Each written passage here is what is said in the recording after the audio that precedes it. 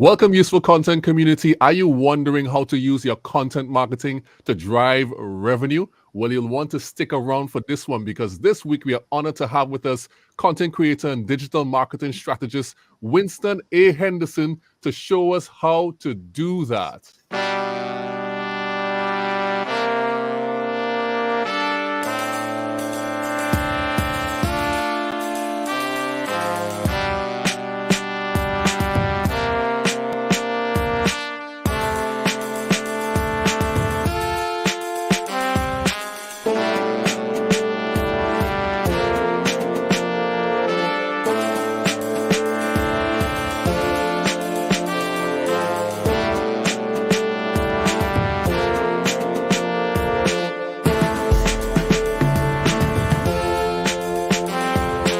Broadcasting live from Relate Studios in Trinidad and Tobago, it's the Useful Content Creation Show with your host, Juma Bannister. This is the Useful Content Creation Show where business owners and entrepreneurs come to improve the content they create by educating themselves with useful strategies and tactics in marketing, business, and content creation. My name is Juma Bannister. I am your host, and I'm happy to be with you. And for those who are in the comments, you know how we do it. We own the bulb emoji. Remember, we are the useful content community. And if you're here live, don't forget to drop your hashtag UCC live. And if you're here on the replay, of course, we have something for that, the UCC replay hashtag. And for my Facebook group, which is 130 people strong, you know we came here to learn stuff. So if you came here to learn something new and something good to help your business, you can always drop the Learn with UCC hashtag. Thank you so much for joining us today. I'm happy to introduce our special guest who is going to teach us useful things on how to drive revenue with content marketing. Welcome to the show, Winston. Juma, I'm absolutely thrilled to have to be our guest on here. I was actually vibing with your intro. I love the intros. I even forgot I was actually on a podcast, so I love it. Great stuff. Oh, is this good? I like, yeah. A lot of people talk about the intro. That intro. There's a story behind that as well. That's an interesting intro. Thanks to Dyer for adding his golden voice to that.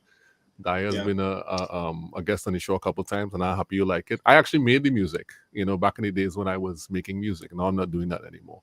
But I'm glad that you could appreciate the intro. Thank you very much. Definitely. It's great to have you on. I'm always very thankful when Caribbean people come on the show with me. I feel like I should have more of this, more dose of Caribbean people. This actually was a special day for you all, for everyone in the Caribbean, but we've changed that up now. But it's really good to have you on today. So how are things across in Jamaica?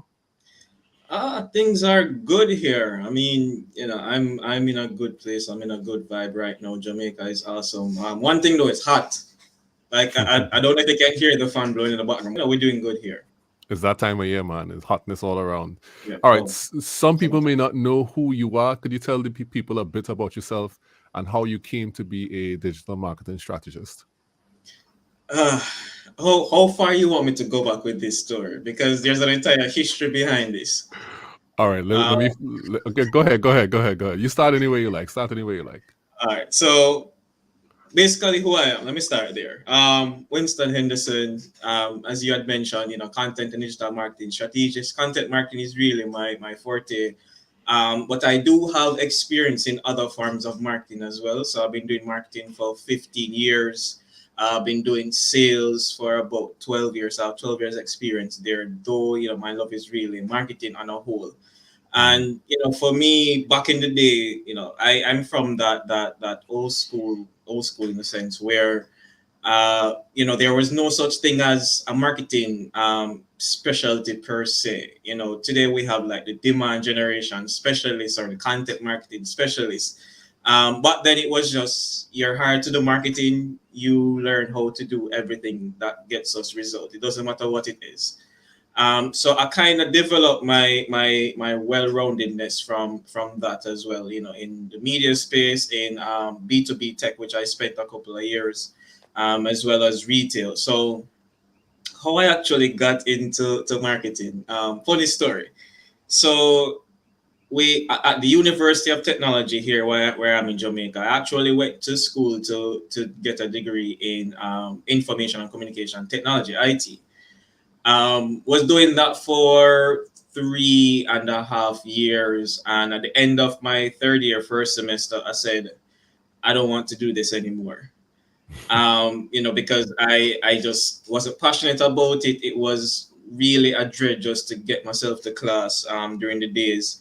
And in true marketing fashion back then, I went and did a survey with several of the second year, third year, and some fourth year students, asking people like, why are you doing this? And you're like, I don't know. I like, do you like it? You're like, no, not really, but we are told get a degree, so that's what we're going to do. And just based on those responses, I felt that, all right, so it's not just me then. So there's nothing wrong with me.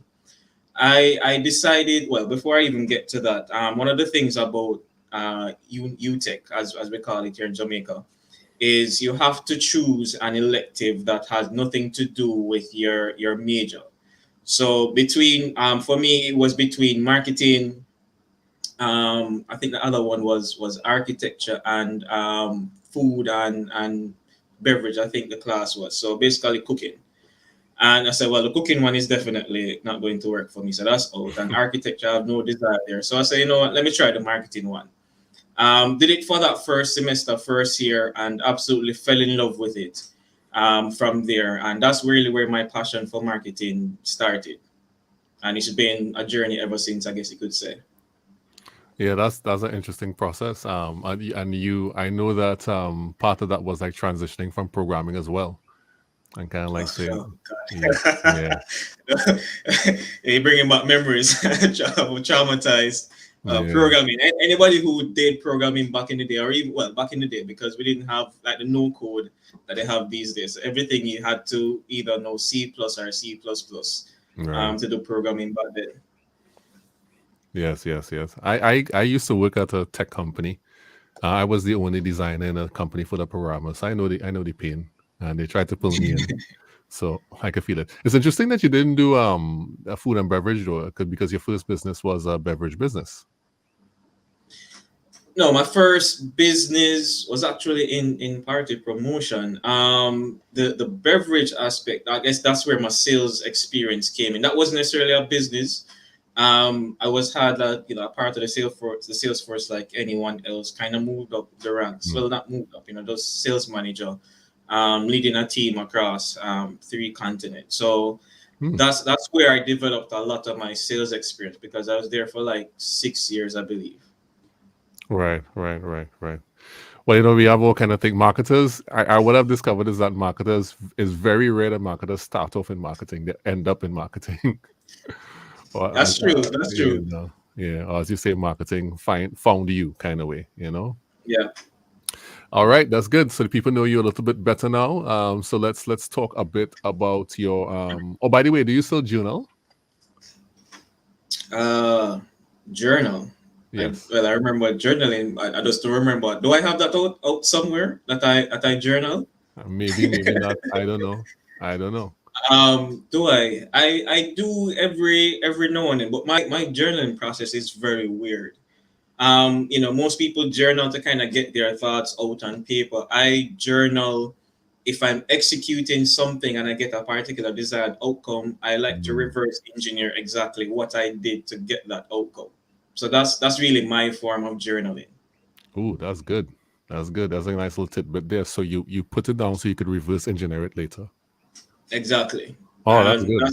that's why literally for everything that I do, I have some sort of framework or process as to how to go about doing it.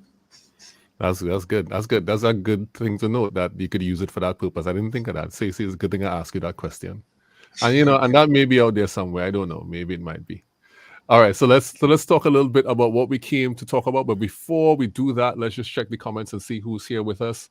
Oh, it's people from my Facebook group. Good night. I know Shania is here for sure. Good night, Shania. Good evening. And a couple other people who are from my Facebook group saying good night and everything. So good to have you on, guys. Good to be here with you. All right, so let's talk a bit about what we came to talk about, the marketing stuff. But before that, I will ask you the question that I ask everyone who comes on the show. The big question: what makes your content useful? Right, that's a good question. I think it goes back to what I just mentioned. I create content based on the type of content I would want to consume. And for me, content that is very practical, very pragmatic, very actionable is a big deal for me. So when I'm looking to learn from someone, there are two things I look for. One, is this something that's actionable that I can put into immediate use and get some sort of result or outcome for it? That's the Mm, first thing from it. The second thing is the content based on that person's experience, meaning they didn't go and do a course or read a book and just basically recycling something that they read somewhere else. Do they actually mm, have experience executing that? So for me, in terms of what makes my content useful, it's basically that same formula where it has to be practical first of all, because I want people to leave after consuming that content feeling that they've learned something valuable that they can take and action themselves. mm, And mm, also, it has to be based on my experience. So for example, you will never ever see me post any sort of content around Google Ads. I mean, right. first of all, I've never executed a Google Ads campaign, and I've only seen the back end of the Google Ads platform like once. Mm-hmm. Tried learning it, but I realized that's not really my thing. So you'll never see me post something about Google Ads because I don't have experience in it. Mm-hmm. Mm-hmm. So is it? So do you think that if people have read about something and they've learned, taken the time to learn about it, the only time that they should really pronounce on it or repeat it publicly is when they have actually put their hands in it and experienced it themselves, or that's just something for you, or is it something that you feel across the board? Um, that's something that I feel across the board, to be honest. And I mean, a lot of people may disagree with this. This is just my personal belief, because it's like saying, for example, if I wanted to travel from here to, let's say, Trinidad, where you are. I've never been to Trinidad. Would love to go to Trinidad. Mhm. But if I read about it online or from books in terms of how to get from Jamaica to Trinidad, in theory, I could probably describe the entire journey and destination of what that looks like. Mhm. But there are certain things that experience alone can teach you. For example, Mm. experience would let you know that, well, probably need to get to the airport 2 to 3 hours before your flight, because it's usually crowded the closer you get to departure time, right? Mhm. Experience alone can tell you that.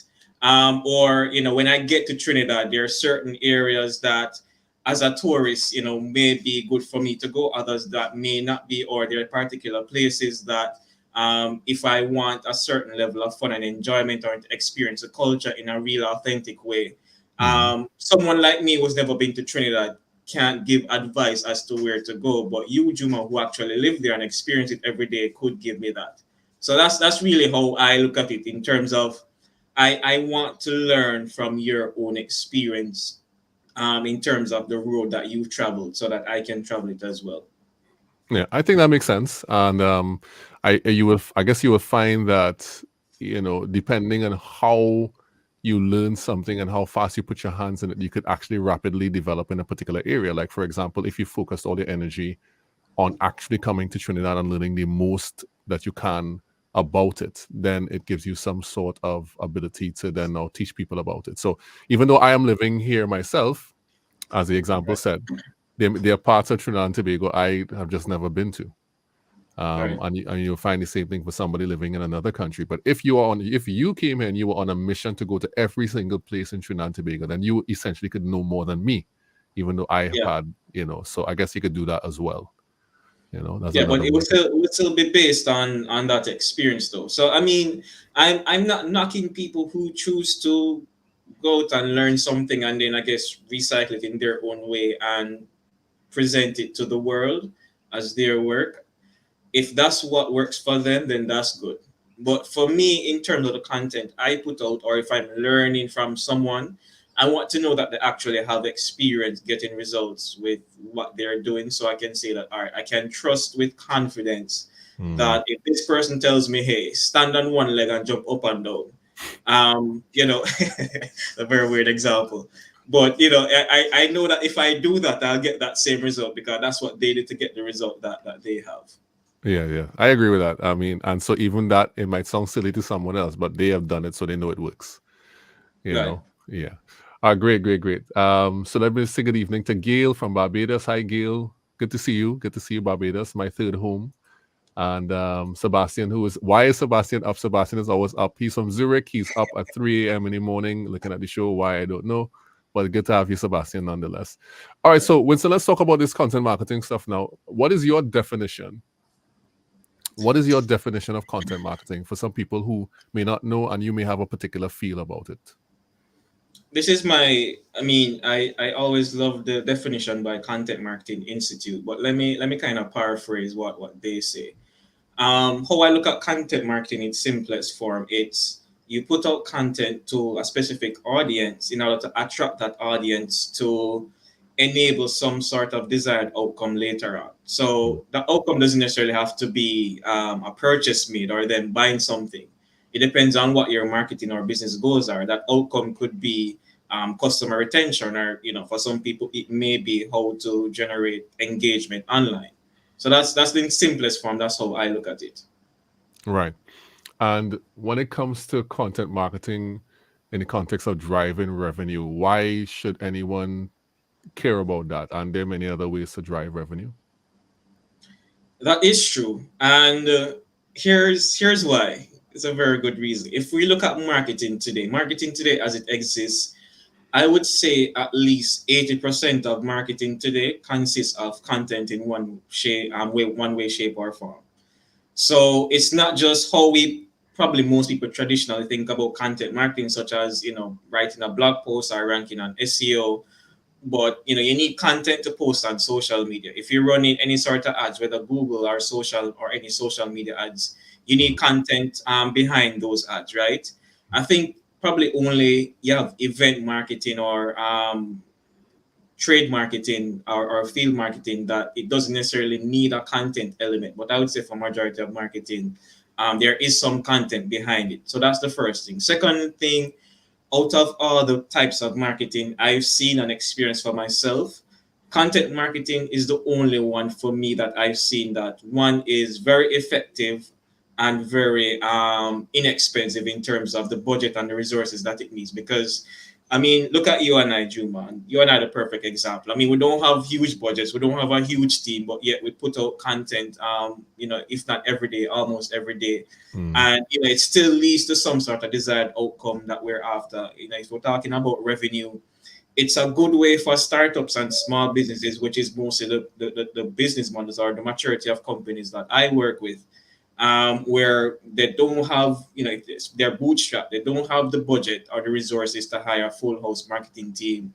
Probably you have the CEO that's wearing multiple hats.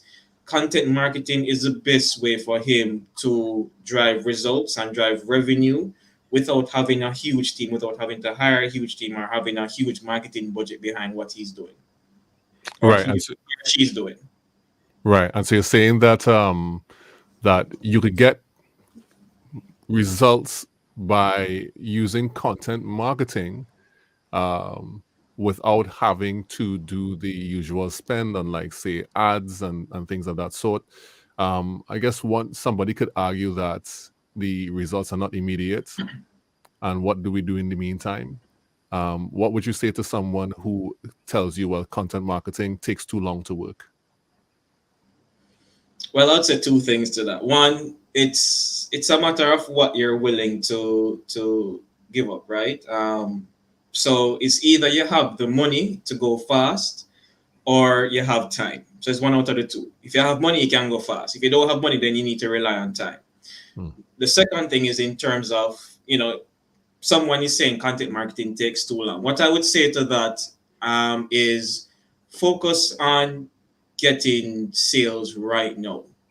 I know that's something that a lot of marketers probably don't even want to hear. They're like, no, you need to be patient. Yeah, but the reality of business is that, the business needs to sustain itself right now. So while we're waiting, still execute the content marketing, but while we're waiting for it to generate results, you need someone that's willing to go out there, who's willing to do that direct sales work, to bring clients in right now, whether that's, business development, networking, or, if you do cold outreach, whatever the case may be. So that's my take on it. Right, right, right. All right, that makes sense, and I think that any smart business person would want, who knows that we have to keep the lights on and the Yeah. pay salaries and everything, knows that they have to get sales in order to keep the business going. So that makes absolute sense. All right, so you have a framework for content marketing that drives revenue. Can you take us through that framework? Where do we start when we're talking about doing that? Yeah, so I call it a revenue alignment framework. And as the name suggests, because one of the biggest challenges that most businesses have is if they have a marketing team and a sales team, oftentimes you'll find that they're not aligned. So you'll have the marketing team that's working in silos doing their own thing. The sales team is over there doing their own thing, but there's no collaborative effort in terms of how can both work together to drive revenue. Mm, So the revenue alignment framework is something that I've been developing and still developing to this day as I'm learning and growing as a marketer over the last 4 or 5 years, based on my experience working both marketing and sales and having to do both functions at the same time. So there are 4 stages of that in terms of how it drives the entire buyer's journey, how it drives the entire sales process. mm, So we start with the brand activation phase, and that's really our stage. That's really where we talk about executing content marketing in a way that does what most people, when they think about content marketing, this is what they think about. Like, how can mm, it drive brand affinity, brand equity? How can we build thought leadership and brand authority in the market? Right. And as an added bonus, if you're very good at building brand, then it also helps to reduce the buyer friction, which is when your sales team actually goes out to try to make that sale. People are more welcoming, people are more receptive to what you have to say. Not mm, necessarily because of you or how great you are as a salesperson, but just because that brand recognition is there from the work that you've done from the brand activation stage. The next stage is lead generation, and that consists of both inbound and outbound. So, inbound is from the marketing standpoint, how can we execute content marketing in a way that takes someone from not knowing about the company and the brand to actually becoming a paid customer and drive mm, those inbound leads through the content.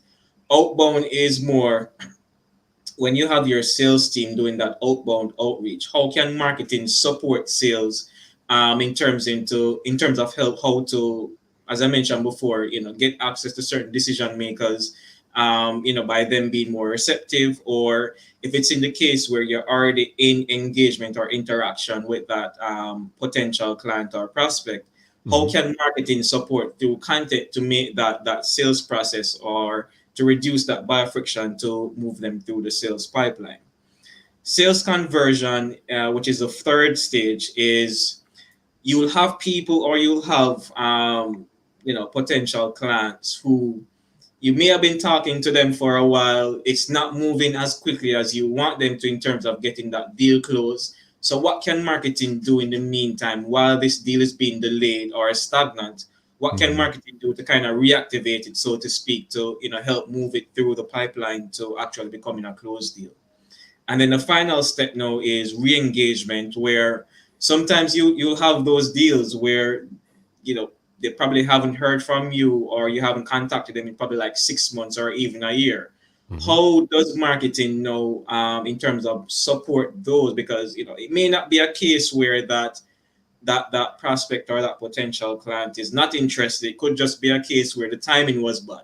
Probably there was mm, certain budget that they were expecting to come through that didn't come through. Probably there was some leadership change, where at the time when they reached out, that particular leader signed off on it, but then they had a leadership change, and this new leader saying, "Hey, let's hold off on all projects for right now." So there are several reasons why there could be a delay.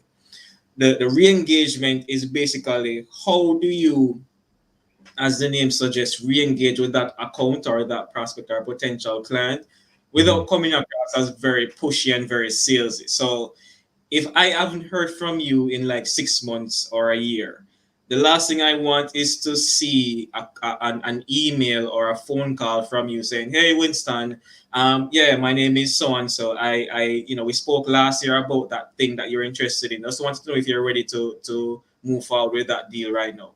That's not what I want to hear from a phone call. So the right. re-engagement is kind of that soft reintroduction where you put content out not with the intention of trying to close the deal, but it's Mm, more kind of re-engage them in a slow process of familiarizing themselves with the brand again, to hopefully bring them back into that active sales process. And I guess the ideal situation in that last scenario described is that you email them and they say, "Oh, I just saw your video yesterday," or "I just saw something yesterday." "Oh, it was on my mind because I saw you talked about this thing last week." That would be the ideal situation, yes? Yeah, that's a perfect situation. As a matter of fact, I have a story just like that. Well, it's actually more than one, but a client or several of them that have been engaging for, I'm almost sure this was pre-COVID, so this is probably 2019. Hmm. We were in discussions, but nothing was happening to really move that forward. And then COVID happened, so everything was at a standstill, more or less. And it wasn't until really this year that those people who had built connection, we built relationships with back then, decide to reach back out to me and say, hey, we're ready to move forward to do this or that.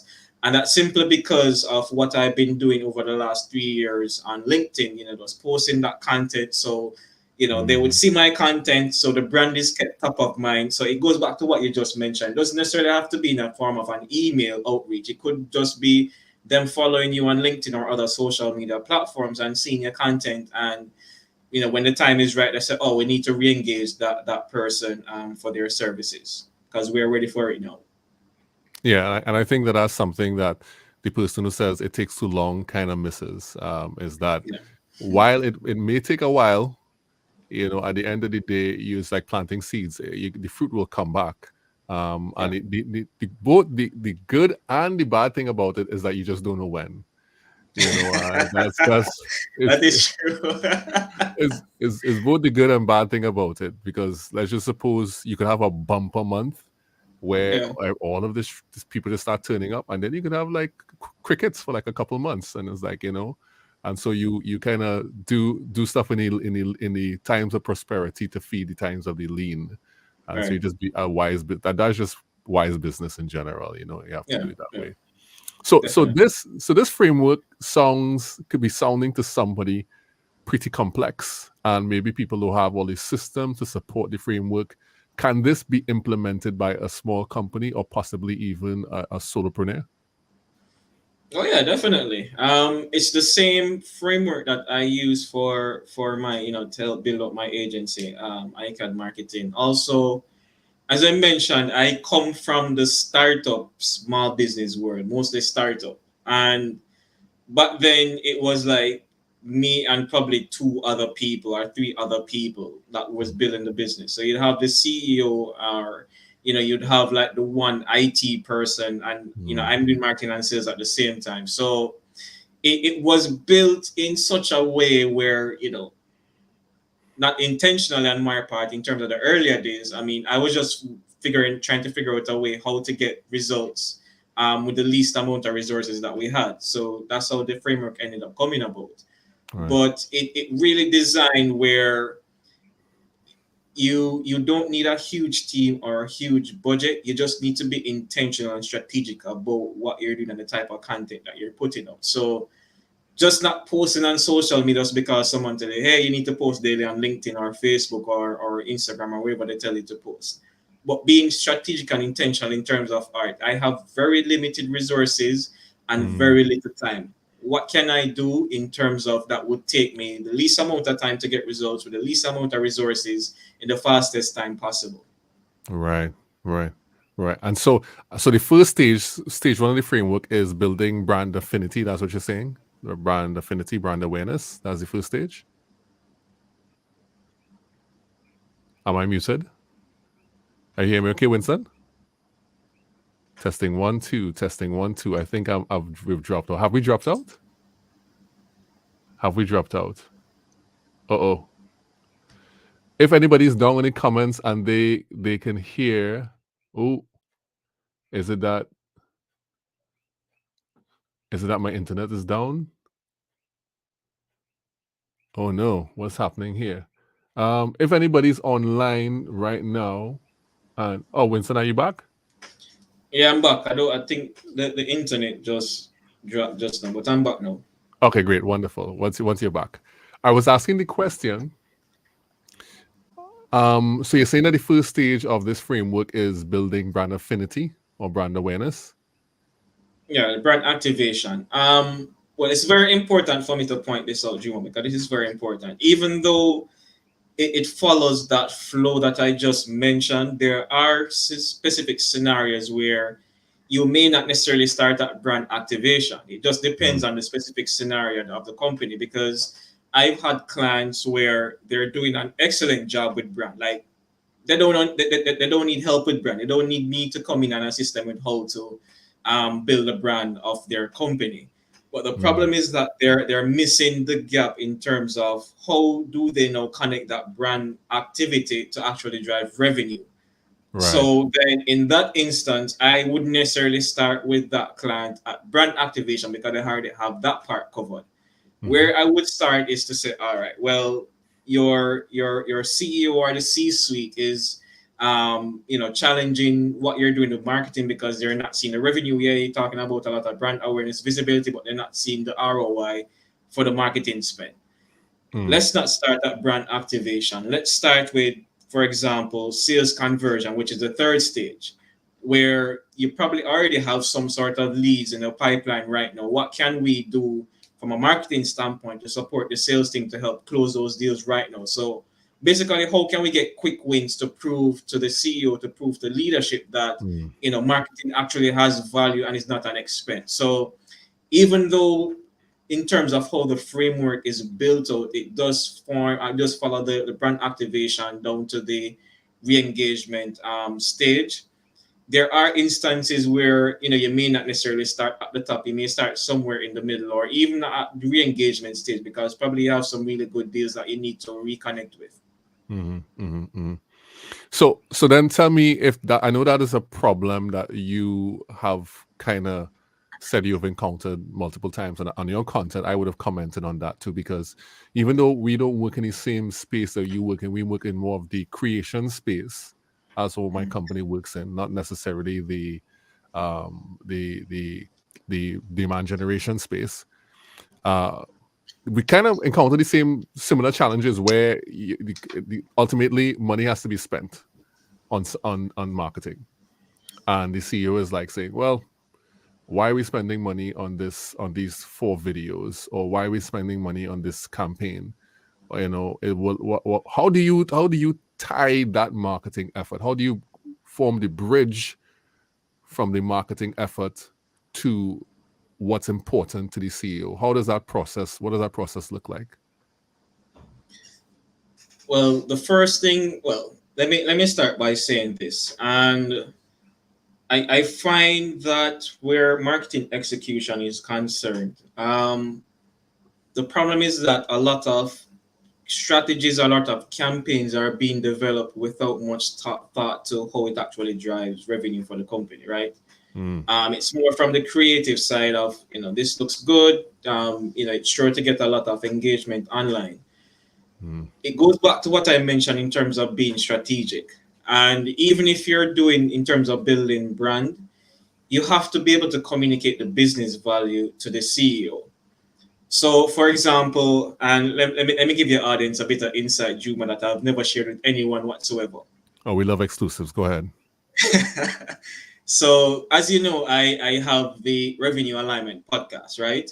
Hmm. And how that really came about was I saw a need in the marketplace where um, marketers they have a challenge proving their value at the C-suite level. Hmm. So that's really how the podcast was really born to say, all right, there's this need, marketers have this challenge. Let me be the one to fill that need and address that challenge for marketers. But in actually doing the podcast, one of the things I found is that it's an excellent source of market research and learnings for me. And even in some cases, have generated, if not directly, then it may, lead me to a connection, which eventually leads me to a particular business. So let's say, for example, you wanted to start a podcast at your company. Mm-hmm. The last thing that you should do is go to your CEO and say, "Hey, we want to start a podcast because it would help us to bring build a brand on. It will help us position ourselves as an authority in the market." To the CEO, they have no clue what that means. But if you go to them and say, "Hey, we want to start our podcast because this podcast will first of all give us market insight into our ideal customers and Mm-hmm. clients and what are the challenges that they have," because they're going to come on, we're going to invite them on, they're going to openly talk about it because it won't feel or isn't a sales situation. It's a laid back conversation just like what you and I are having right now, Juma. So we'll get that insights, and know with that we'll be able to know what content we should create to drive that demand, demand generation, or how should our sales team approach in terms of what should that pitch look like, what should be messaging, and how should they position whatever product or service they are selling based on that market insight that we got from the podcast. So right away, a CEO can look at that and say, "All right, I can see Mm-hmm. how that makes sense. I can see how that can lead to revenue for us." Or it could be a case where he says to our CEO, "We want to start this podcast and we're going to target these 10 accounts that we want to do business with as new business. Mm-hmm. We're going to invite on the CEO, and as a result of that, it's going to establish rapport and build relationship with that CEO. So now when the time comes for a sales team or whichever sales rep to actually go out and reach out to these 10 accounts, they won't be coming in cold, so to speak, because the CEO would have already been familiar with the brand because they were on the podcast. So if I pick up the phone and I say, "Hey, this is the content show," for example, right? They say, "Oh, content show. Oh, you mean, yeah, that show that I was on, where Juma was a host. Yeah, man, I really love that show. Hey guys, how you doing?" They'll be more open and receptive to that versus a cold call from someone they've never heard of before. So it's not even so much the exact steps or process to how do you move from like the content to actually driving revenue, but it's more the mindset of thinking Mm-hmm. like a CEO and not like a marketer. Like, all right, if we're going to do this, how can we communicate to the CEO that it will actually drive some sort of bottom line or revenue for the company? It doesn't necessarily have to be immediate, but you have to be able to paint that clear path to say, all right, as a result of us taking this action, we're expecting this reaction from whoever we're trying to reach, and it's going to eventually lead to this result. Right, right. So let me compress what I think you're saying, right? And because I'm hearing something, a statement developing. So content generation must start in revenue generation. So it's almost like content creation has to start in revenue generation. So if you are thinking about creating anything, you must first think about and it like, let's just suppose 90% of the time you wanted to focus on revenue, right? The other Mhm. 10% you could do other stuff. If you want to do PR and different things, you could do other stuff with that. But let's just say as from a valuable marketer, like Yeah. a value driven marketer will always say, let's look at what the revenue goals are, and let's start creating the content from that platform. And in that way we'll be putting out content, but we'll do it in such a way that it directly connects to the strategic growth goals of the company. Is that what you're saying? Yeah, yeah, you said it perfectly. Okay. So basically, it's a matter of, I mean, and you said it. If we're going to create content, and I have to make this distinction, just because we're saying that the content needs to drive revenue, it doesn't necessarily mean that it has to drive revenue today. Mm-hmm. Because if we're talking about brand activation is not going to drive revenue today, right? So I think it's having a balance between what is your long-term content strategy that will build a brand and all of that, and all the things that us marketers we love to talk about. But then you need a short-term content strategy, which I mentioned in the sales conversion aspect of how can we execute content marketing today to actually deliver some sort of revenue in the shortest space possible, whether that's 90 days, whether that's 100 days, whatever the number is. But the point is that mindset of we have our long term strategy and we have our short term strategy. So we're basically doing both at the same time because we need to appease the CEO with the short term strategy to show them that, hey, the marketing spend is not a total waste. while building the long term that we really want to see in terms of that brand execution. Right. I love that. I love that. So let me look at some comments here because Sebastian is going crazy down in the comments. Well, first of all, when we had a little hiccup, he was telling me I am in and Winston is out. Gail was saying, I can hear you, Juma. Thank you, Gail, for looking out, and Sebastian for looking out. So Sebastian was saying correlate marketing efforts with MQL and SQL. So I guess you were saying alignment between sales and marketing, and that's what he's saying here. You could Yeah. take on that. You could take on that answer just now. I'll get to that. We'll get to that.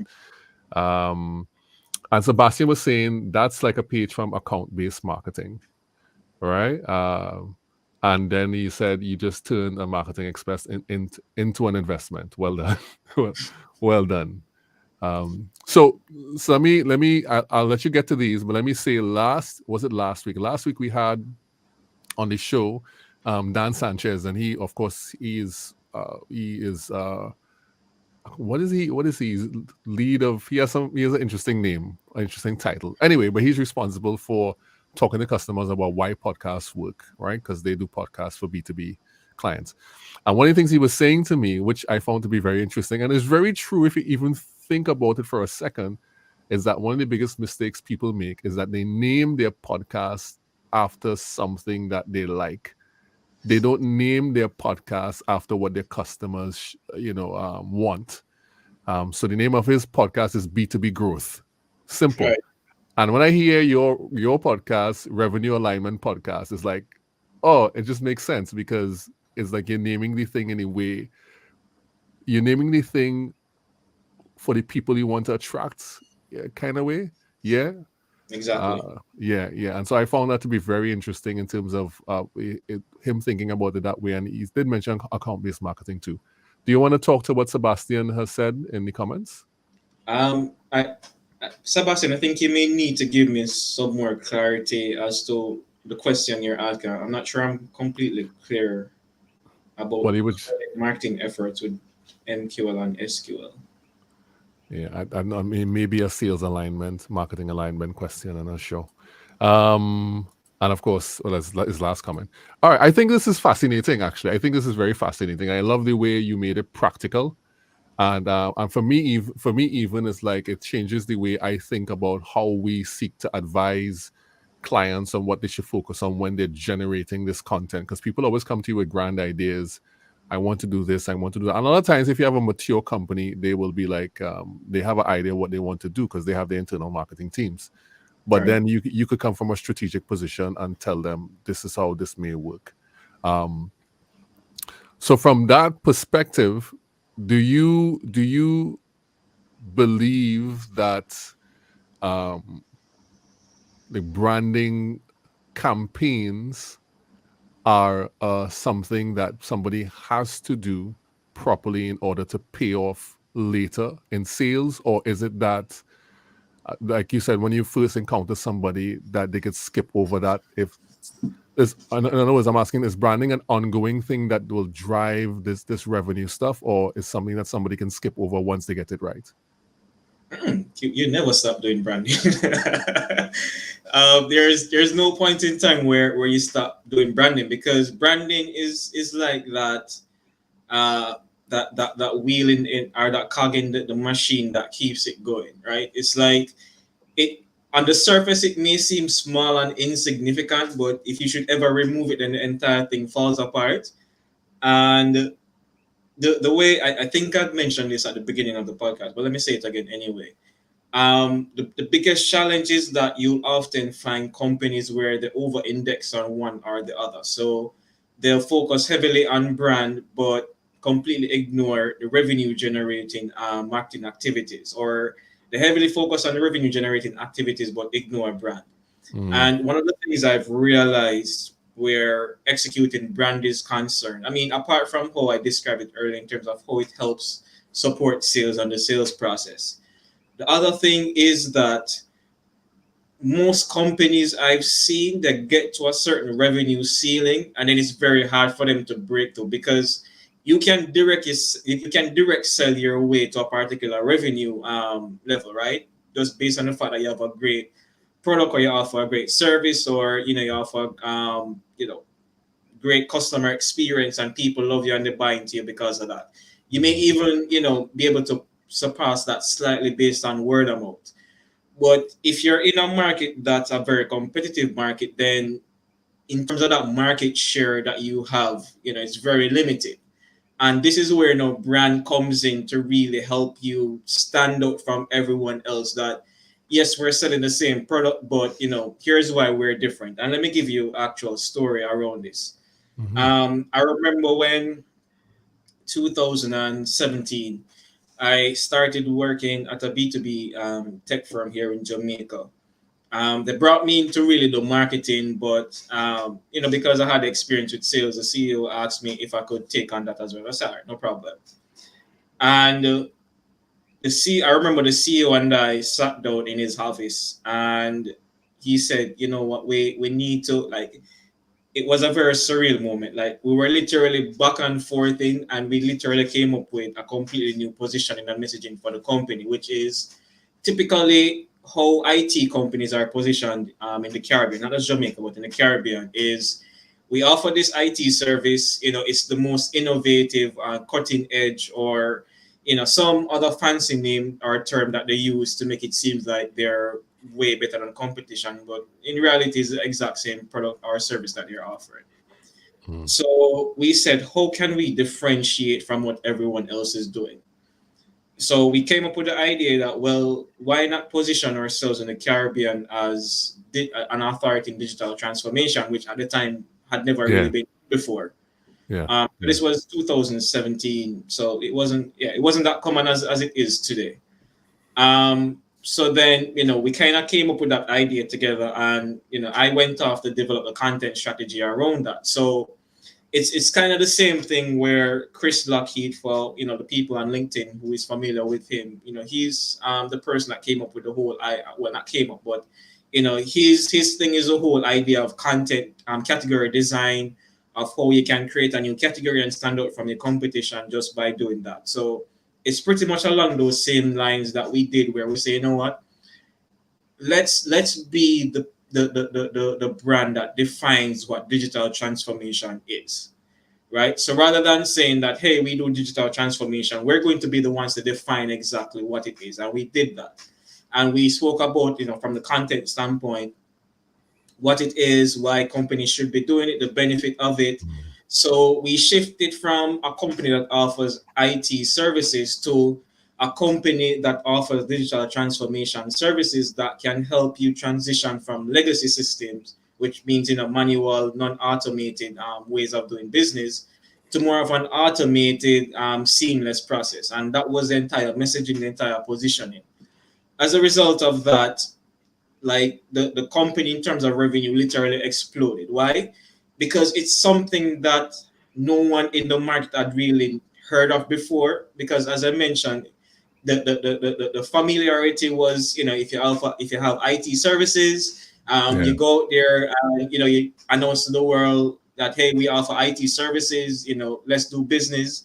So from the branding element, it was able, even though we offered the same product, the same services to the same customer base in a very, very small market, because it's Jamaica and the Caribbean we're talking about, very small market. But by doing that from the branding element, it allowed us to stand out from what everyone else was doing. Yeah, that's amazing. I think that positioning, like just making those small, and it's not small actually, it's massive. Because when you have this cookie cutter type of positioning, and then you come and you present yourself as, and the thing is that your service don't really change, It's just the messaging. It's just like, we do this, Yeah. And the nice thing about how that's described is that you speak directly to the issues that the people are having. Is like, we want to move from these old systems to these new systems, and we're having issues. How do I transition? Well, we can digitally transform you, and that just makes everything easy. So inside of the messaging is the solution as well, which I think is brilliant. And you're right. Exactly. At that time, people weren't talking about that. Now everybody is, especially since COVID. That's amazing. So let me just bring back up Sebastian's question. He actually asked it over. So he's asking, First one was your question on how we can explain the marketing expenses contribute to their business growth. I think he was commenting on that. And the second one was using podcasts to get closer to your companies. Do you want to work that out instead of a cold call? Do you want to work with... Oh, instead of a cold call. All right. Right. Okay, I understand what he's saying. Do you understand what he's asking? Yeah, I think I do. I would say, Sebastian, it's why not do both? Right? There's no either or. There's no rule that says you have to pick one. And it goes back to the brand activation element that I spoke about earlier. I'm not sure if you were here for that conversation, but how you can use the brand activation, which be the podcast, to get in front of the companies that you need to.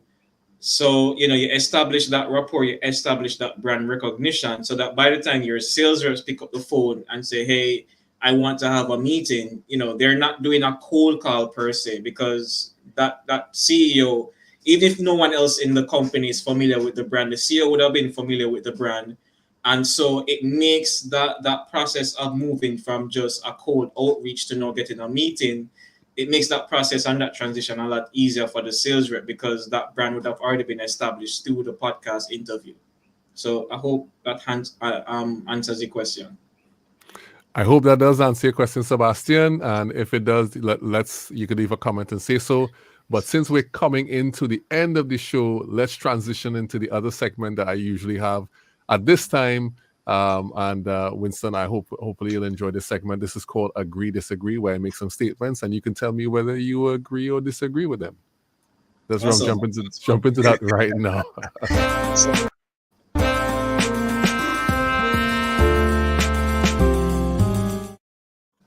All right, let's go into Agree, Disagree. Now, Agree, Disagree is a segment where I make some statements, and Winston, you can say whether you agree or disagree with them. These statements do not really reflect my particular preferences, whether I agree or disagree with these things. They're just general statements, and some of them are specific to you. All right? Okay. All right, so let's go ahead. Let me ask this one that I ask everyone on the show who comes on. Agree, disagree. Passion before skill. That's a good one. That's a good question. Passion before skill. Passion before skill. I would agree. I would agree to that. I don't know if I need a reason to, but yeah, I would agree. I guess, people, let me tell you, this question is split down the middle. Yeah. It's like I can't say why, because even I had to think about it, like, do I agree or not? Right. And people, generally people are like, how did I develop? People tend to think of themselves. How did I develop? What was my process? Yeah. And they draw reference to that, All right, let's go on to the other one. Agree or disagree? Not every business is meant to be $1 million business. Agree. All right. That seems easy. It's funny. If you had asked me that question probably 3-5 years ago, I would have disagreed, but I agree. What changed your mind? I think it's my mindset back then that believes that, I still believe it. I need to be very rich, very wealthy. I still believe that, but I think having experience building businesses, probably not very successfully in the earlier days, I'll add, but I think I'm at a point now where I'm not so concerned about how much money the business is making. It's more, for me, that is it bringing me joy and fulfillment every day? Like, do I wake up feeling like, I can't wait to get up and do what I'm doing right now? Or is it a dread that, I have to get up and get this thing done because I need to do this in order to pay the bills? So that becomes very stressful if you really approach it that way. Especially if you're trying to push yourself to be the next $1 million business, because you feel like you need to match up to what other people are doing. Yeah. So I have a particular position on this.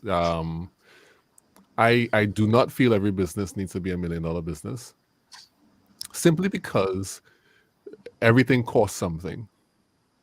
Everything costs something. And if you are going to do That's that, good. it means that something else is going to get left out or neglected, or it's not just not going to be part of the equation. And unless you're willing, some people are not built for that sacrifice. And they're not supposed Yeah. to do it. They're just not supposed to do it. They're supposed to do just enough to support their family or support a few employees or support their community, and that's it. They're not built for that type of thing. So I think everybody has a capacity, everybody has a sphere, and once you fulfill that sphere, you're good. Not everybody needs to be a Jeff Bezos. So when people put forward big billion-dollar businesses as the standard, I often like, yeah, it's foolish because Yeah, not you have no everybody idea needs. how hard it is to do Yeah, it's no, it's if you yeah, you have no idea. You have no idea. But everybody wants to be Truly. like somebody else. Be like yourself. Be who you're called to be. Don't be somebody else. And if you're just called to have a business that sustains your family, you'll take a vacation every now and again. You could pay the mortgage easily. That's fine. Nothing wrong with that. So and then and for some other people that would be a dream because they're struggling to pay their mortgage and they could only go Exactly. they can only have staycations. Anyway, all right, agree, disagree, and this is one that you should know very easily. Brand is an amplifier of revenue. Agree. Of course, 'cause that's direct from you. That's a direct quote from you. Agree, disagree. Running a retail beverage business is easier than running a marketing company. Agree. Agree. Yeah, agree. Trust me. Definitely. All right. Agree, disagree. Knowing your ideal customer is less critical when you've just started a business. Knowing your ideal customer is less critical when you just start a business. Agree. Why? Like, I really want to hear the why for this one. This one was an interesting one. Um, when you just started your business, you don't know who your ideal customers are. I Mm, mean, and I always say, you have two types of customers. You have your assumed customers, which is the people who you think are your customers, and you have your actual customers. And it's mm, not until you actually go through the business for a couple of months or even years that you tend to find out who are the people that one are willing or have the money to pay for what you offer, are willing to pay that money, and who get the most value from your product or service that you're selling. And that's not something that it's rarely it's an exception. It's rare that you have a business starts out and from day one you know exactly who their ideal customers are. yeah, yeah, agreed with that. And it evolves as well. I mean, you evolve and that evolves. So the Yeah, whole concept of ideal customers is very dynamic as far as I see. yeah, And people throw it around as if it's a fixed thing, but is rare that it ever is. yeah. I Because don't think it ever is.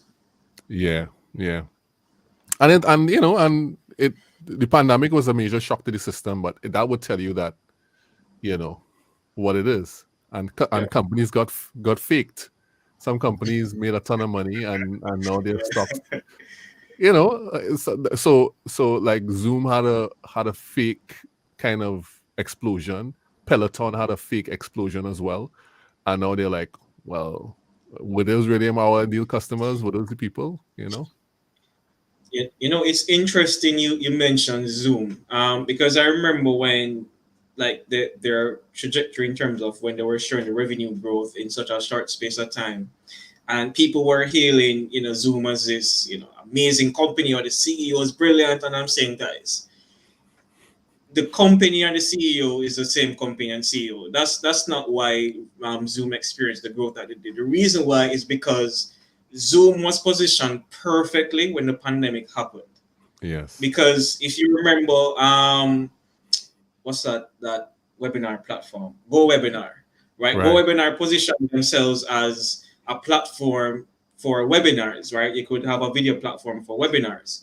You had Skype, which positioned themselves as the video platform for conferencing with friends and family, right? They didn't come with Skype business until sometime after. And then you had Zoom, who positioned themselves as the video platform for meetings, for virtual meetings. Mm, Long before the pandemic happened, that's how they positioned themselves. It just so happened that when the pandemic happened, the positioning was perfect, and that's what skyrocketed their growth because people already had it in their mind that Zoom is a video platform for virtual meetings. So it just worked out for them. But it wasn't anything special that they did. Trust me. Yeah. Agreed. It wasn't anything special. It just happened. It's like somebody turn up at your door with a duffel bag with $1 million and say, "Here, have this." You're just living Yeah. in house number 38. Just have this type of thing. Exactly. So, all right. So, agree, disagree. All business leaders should understand basic marketing. Uh, it depends what we call basic. Um, Mm. I'll disagree with that one. I'll disagree. Well, when we said business leaders, are we talking about CEOs or C-suite. C-suite? Well, disagree. Yeah, I'll disagree with that one. All right. What about people who are starting their own business? Uh, that's a good one. Yeah, I think people who are starting their own business should have some basic level or understanding of marketing. Doesn't have to be anything, in depth because people like you and I who necessarily specialize in it, but they should. Um, Either because they themselves would have to be the person doing the marketing as well as the selling as well as everything else, but Yeah. also let's say they do decide to hire someone in-house to do marketing for them. They need to know what to look for and how to be able to assess if this person is someone that actually knows what they're talking about and what they're doing so that they don't waste the money hiring someone, whether it's in-house, an employee or an agency or a freelancer Mm. who, they probably talk a good game, but they have no clue what they're doing. Right. We read some books. All right. And lastly, the last question that I ask everyone who comes on the show: on social media, you grow more from doing rather than consuming. Hmm. Yeah, I'll agree to that. Social media grow more from doing rather than consuming. Yeah. All right, excellent. That was agree, disagree with Winston A. Henderson. I don't know what the A stands for, but I'm sure he is very accurate in this agree, disagree. So let's just look at some last bit of comments here. Well, my Kaya came and said good night to all. Of course, I see you waved at Russ, I think, earlier on. Yeah, I said, Um, hey, Ross. yeah, so Russ, good to see you, Russ. My cat come with his bulbs. You know how 2022 UCC Live, that's a new one. Russ is saying happy Thursday, everyone. 1,000 thanks. Thank you, Russ, for coming on. And you use a direct quote, then asked, agree, disagree, Juma Bannister, Chrysler. I wanted to see if he would say it. I really wanted to see if he disagree with himself. Clearly, I was like, let's see what's going to happen here, Well, that would be embarrassing if I contradict myself. Yeah. That would be interesting. I'd be like, I wouldn't have exposed it. I'd be like, interesting, and moved on. Right. One of these days that will happen to me too. Trust me. Because look, when you admitted that your position on every business should be $1 million business has changed. You're allowed to change positions, So Yeah. so it's fine as well. All right. So thanks everyone for jumping on. Let me just take this banner right off. Thanks everyone for jumping on. Have any last words, Winston? And of course, you want to tell the people where they can find you. They can find me on LinkedIn. Just type in Winston A. Henderson. I'm assuming I'm the only Winston A. Henderson on LinkedIn, so you can definitely find me there. Mm-hmm. And any closing words? I mean, look, at the end of the day, as I mentioned, the same thing that I say to every business owner, every marketer is if your marketing isn't driving some sort of business outcome, whether that's revenue or something else, then it doesn't make sense. That's just how I see it. You can talk about brand awareness all day, but awareness without actual, customers, actual business being done is a waste of marketing dollars. Yeah. Agreed. 100%. And since I like the podcast so much, you can also check out the Revenue Alignment podcast on everywhere that podcasts are available to listen to. Thanks so much, Winston, for being on. And Gail, I think Gail is like delayed. So she's now asking what is basic marketing, the same question you asked. So Gail is a bit delayed. I'm not sure if we answered the question, But thank you for the question, Gail. So thanks again for coming on, Winston. It was really great having you on. And thank you so much, Useful Content community, for being out today. And we see you once again on another episode of the Useful Content Creation Show. Bye, everybody.